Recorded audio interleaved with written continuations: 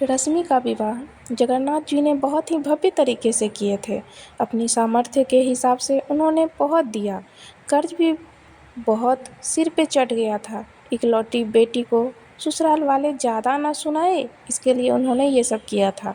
बेटी ने कितना कहा, पापा मुझे अपने पैरों पे खड़ा होना है, पर बीवी अक्सर बीमार रहा करती तो उन्होंने सोचा चलो बीवी की बात मान लेते हैं, वरना बेटियां तो इतनी प्यारी होती है कि उन्हें कौन विदा करना चाहता है।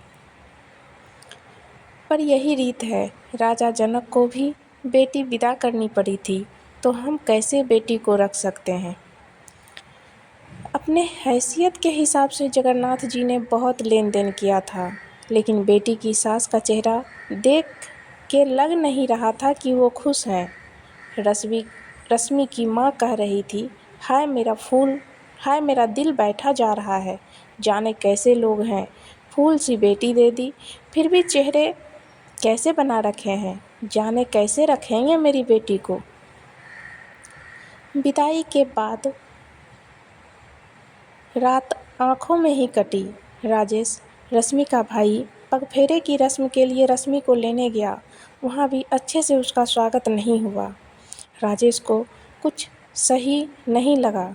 अब रश्मि मायके में थी, अपने घर में, जिसमें उसने पहली बार आँख खोली, चलना सीखी, सपने देखे।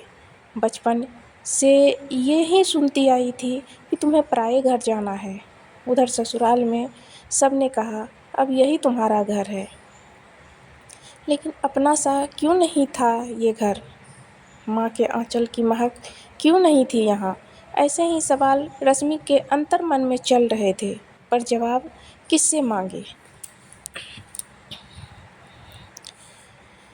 विवाह के बाद पहली बार मायके आई बेटी का स्वागत सप्ताह भर चला। सप्ताह भर बेटी को जो पसंद है वो सब किया गया।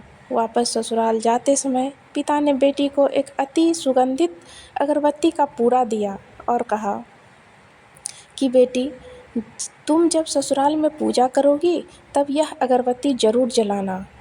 माँ ने मंद स्वर में कहा, बिटिया प्रथम बार मायके से ससुराल जा रही है तो भला कोई अगरबत्ती जैसी चीज़ देता है। पिता ने झट से जेब में हाथ डाला और जेब में जितने भी रुपए थे वो सब बेटी को दे दिए। जगन्नाथ जी ने और उनकी पत्नी ने महसूस किया था कि बेटी के चेहरे पे जो रौनक थी वो अब गायब थी।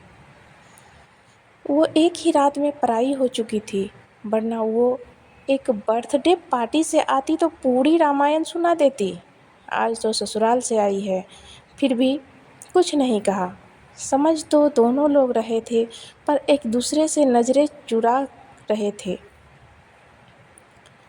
ससुराल में पहुंचते ही सासू माँ ने बहू का बैग टटोला और पूछा कि तुम्हारे माँ बाप ने विदाई में क्या दिया।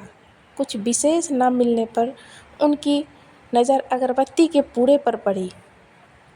क्रोधवश सासू माँ ने मुंह बनाकर बहू को बोला, कल पूजा में यह अगरबत्ती लगा लेना। सुबह जब बेटी पूजा करने बैठी, अगरबत्ती का पूरा खोला तो उसमें से एक चिट्ठी निकली। लिखा था, बेटी यह अगरबत्ती स्वतः जलती है मगर संपूर्ण घर को सुगंधित कर देती है। इतना ही नहीं, आजू बाजू के पूरे वातावरण को भी अपनी महक से सुगंधित एवं प्रफुल्लित कर देती है।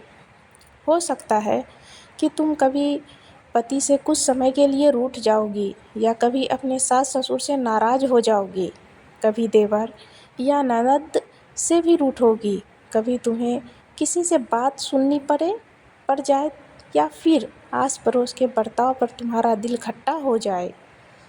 तब तुम मेरी यह भेंट ध्यान में रखना, अगरबत्ती की तरह जलना।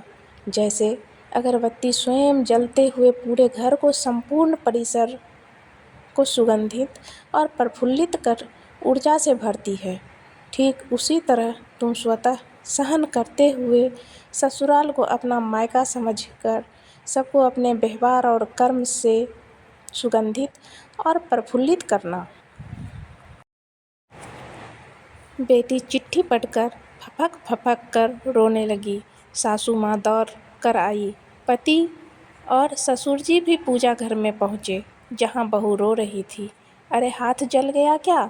पति ने पूछा। क्या हुआ, यह तो बताओ, ससुर जी बोले। सासू माँ आजू बाजू के सामान में कुछ है क्या, यह देखने लगी तो उन्हें पिता द्वारा सुंदर अक्षरों में लिखी हुई चिट्ठी नजर आई। चिट्ठी पढ़ते ही उन्होंने बहू को गले से लगा लिया और चिट्ठी ससुर जी के हाथों में दे दी।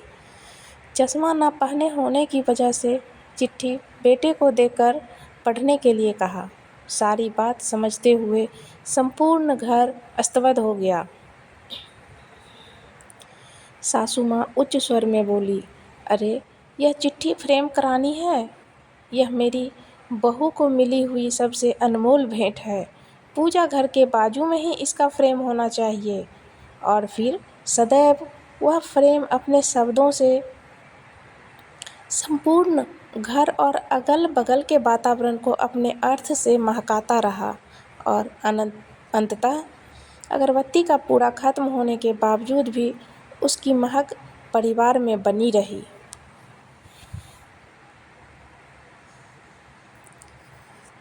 क्या आप भी ऐसे संस्कार अपनी बेटी को देना चाहेंगे?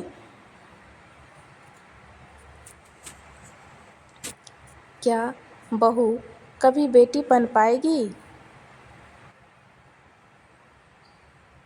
क्या सास कभी माँ बन पाएगी?